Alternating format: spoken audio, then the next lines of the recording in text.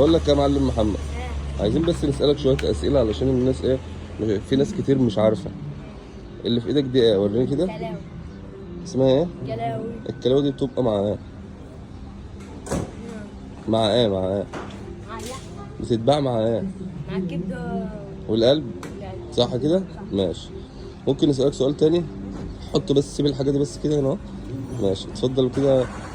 عايزين نعرف الكرشة بتبقى فين؟ أنا. لا لف كده شوية عشان إيه تبان. لا لف شوية كده عشان تبان. أيوه فين؟ الكرشة؟ ماشي. لحمة الراس. لا امسك دماغك، امسكها بايديك الاتنين عشان في ناس تشتغل. ماشي.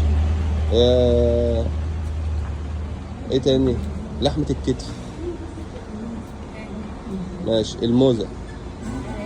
جدع. الكوارع.